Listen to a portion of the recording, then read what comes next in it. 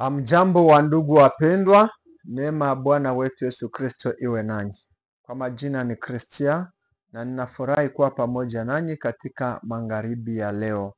Muda mrefu nikitafuta namna gani naweza kusaidia watu kwa kuwatunza kupitia vyombo vya YouTube hata na Facebook. Imekuwa kipindi chenye kiko mpe difficile, lakini Mungu amesaidia. Hivi mambo itaanza kwenda vizuri na Mungu apewe sifa. Kwa hiyo ndugu zangu wapendwa, kama umesumbuka muda mrefu na magonjwa mbalimbali, umekosa namna gani ya kujitunzisha, waganga wengi umewatembelea lakini hukupata solution, acha tukwambia kwamba ukitufuata siku kwa siku tutafikia problemu yako na tutakutunza. Kwa hiyo leo tutazungumzia magonjwa mbili tu, na zile magonjwa mbili ziko katika seri moja, lakini tutazigawula kwa njia mbili. Tutazungumzia kumutu mwenye anatapikaka mugari. Unakuwa na problemu ya kutapika mugari, unapoingia mugari unasikia noze inakuingilia, na hapo inasababisha ukianza safari mara moja utapike. Hapo tutakupatia dawa, na dawa ni kwa bure na unaweza kuipata fasi yote. Apare saa kuna mtu mwingine mwenye anaweza kuwa na maprobleme ya manoze. Mama wa mimba wakati anabeba mimba anasikia manoze, kutematema, kukataa chakula. Hapo tunataka kuambia dawa na mutapona vizuri vizuri bila kulipa pesa yoyote. Aloro avatu, kwa kuwa Mungu njoo anatuwezesha kuyafikia yote, nitapiga magoti kisha niombe, alafu tuweze sasa kujifunza. Tuombe. Baba yetu uliye juu mbinguni, tunakushukuru kwa sababu uko mwema. Unatulinda tuko wazima, ni kwa uwezo wako, jina lako lipewe sifa. Mbele ya wasikilizaji ambao nataka kuongea nao, wabariki, wapatie usikivu mwema. Pepo ya magonjwa tunaivunja kwa jina la Yesu Kristo. Uniprotege na uniwekee ukingo ninapoanza kazi hii ya kuhubiri watu kupitia utunzaji, wapone na wakipona wakushukuru wewe. Asante kwa sababu utaniongoza kwa jina la Yesu Kristo. Amen. Kitu nitakacho kuomba ndugu mpendwa, kitu nitakacho kuomba si vitu vingi, ni kwamba utakapo jikuta umeona video yangu, uweze kuweka commentaire na uweze kusubscribe ubie kusabone na kuweka kidole cha courage kusudi na ingine siku niweze kukufikishia mambo mazuri.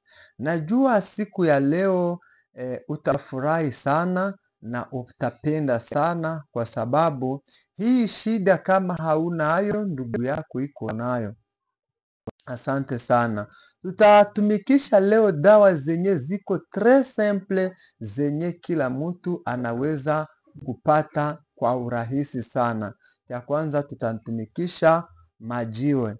Hii ni mawe ubie majiwe kwa Kiswahili yetu ya hapa Kongo. Yaani Swahili ya Tanzania, hii ni mawe. Hii ni majiwe tu ya kawaida hii.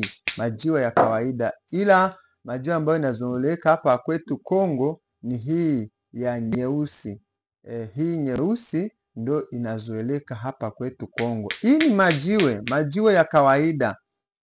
Hakuna sehemu yenye haina jiwe.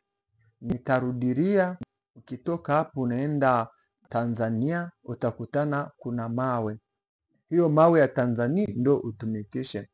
Ukitoka hapa unaenda Ulaya utakutana kuna mawe. Hiyo mawe ya Ulaya ndo utumikishe.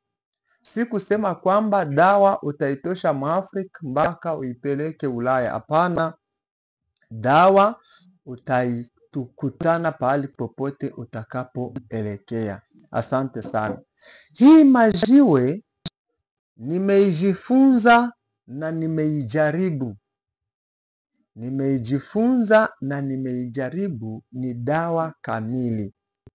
Alafu sasa utakaposikia hii video, ipartage na wengine, iwafikie watu wote ulimwenguni. Najua wanganga wengi hawatanipenda kwa sababu kuna madawa ambazo zinauziwaka, kila mtu anaposafiri anaziuza kusudi asiweze kutapika.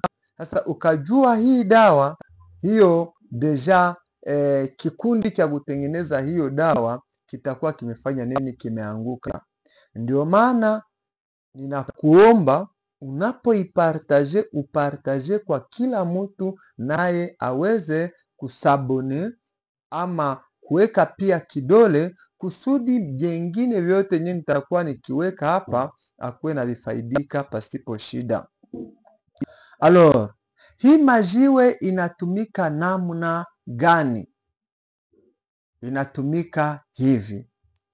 Wakati unataka kuingia ndani ya gari, unajua ukisafiri huwa unasikia harufu mbaya ya gari na inakuletea kutapika.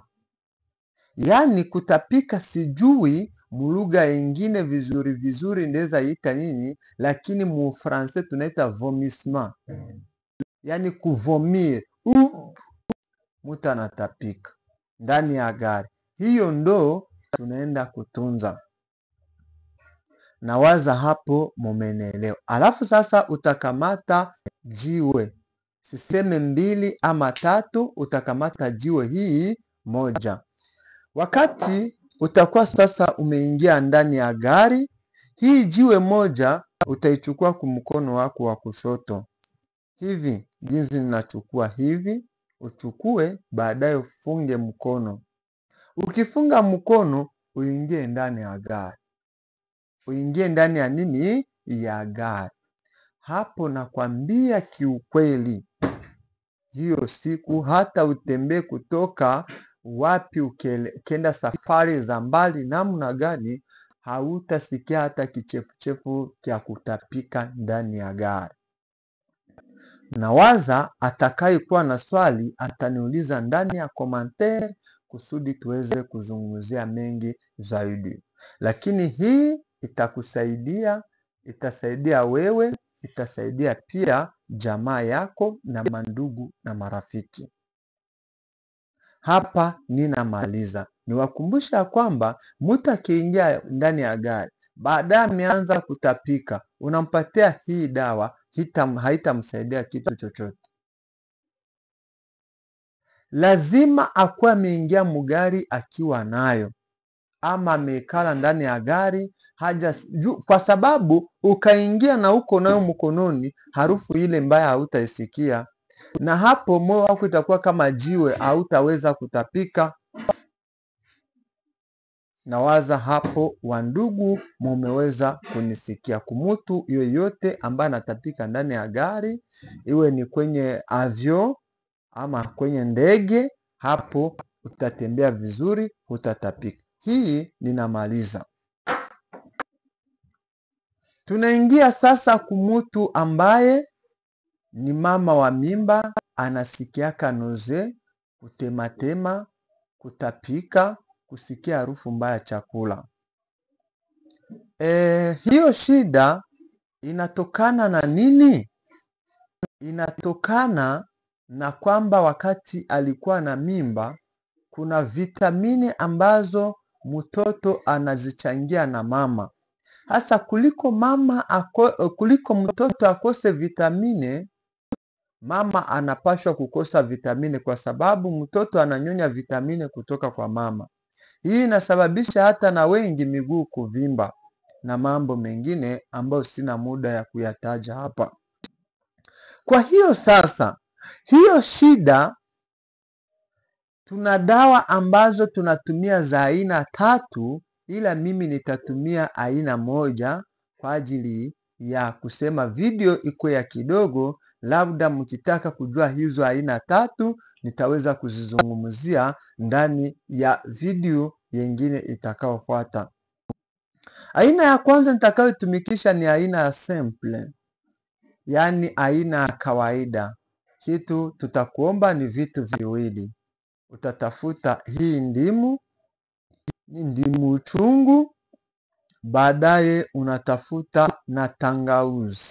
Hapa kwetu Kongo tunaita tangauzi. Sina nayo hapa, ningeweza kuwaonesha kwenye video lakini sina hayo, ila nimewaonesha ndimu. Kitu utakachofanya sasa ni hiki, tunaingia kwa maandalizi. Utakamata maji, unatokotesha ndani tangauzi, isiwe nyingi, iwe kidogo, kiasi cha nusu ya kidole ya kidole chako, yani kuanzia hapa mpaka hapa kwenye upinde hapa. Hiyo ni cure ama ni kipimo ya mtu mmoja. Utaitokotesha ndani ya vere moja ama glasi moja ya maji. Alafu ikimaliza kutokota, utoshe kwenye moto, uyungulule vizuri. Kisha kuyungulula vizuri, hapo utakatia ndani citron moja. Kikatia ndani citron, utakamula ile maji. Baada hiyo chai anaweka ndani asali angalau kijiko kimoja. Baadaye anakuwa anaitumia mara pili kwa siku 7. Baadaye sasa kuna kitu ambacho tutamuomba kutumia nanasi. Unakamata nanasi moja mzima, unaikata vipande vitatu. Vile vipande vitatu unakula kipande kimoja cha nanasi. Kisha kumaliza kukula tayari, unafanya nini? Unaongeza kopo 2 za maji unakunywa. Kisha saa 3 unakula kipande chingine, yani unarudilia vile ulivyoanza mara ya kwanza mpaka vile vipande vitatu viishe. Navyo utavifanya mara 2 kwa wiki tu. Na hapo hiyo tatizo ya kutematema, kusikia harufu mbaya chakula, kusikia manoze, ile harufu, ile probleme itakuwa imeisha. Kwa hiyo wandugu zangu, kitu ambacho nawaomba, siwaombi pesa yenu, nawaomba kufuata video mpaka mwisho. Baadaye nawaomba kusabone na kuweka kidole alama ya kuonyesha ya kwamba tuko pamoja. Hiyo itanipendeza na itanipatia nguvu na uwezo ya kuweza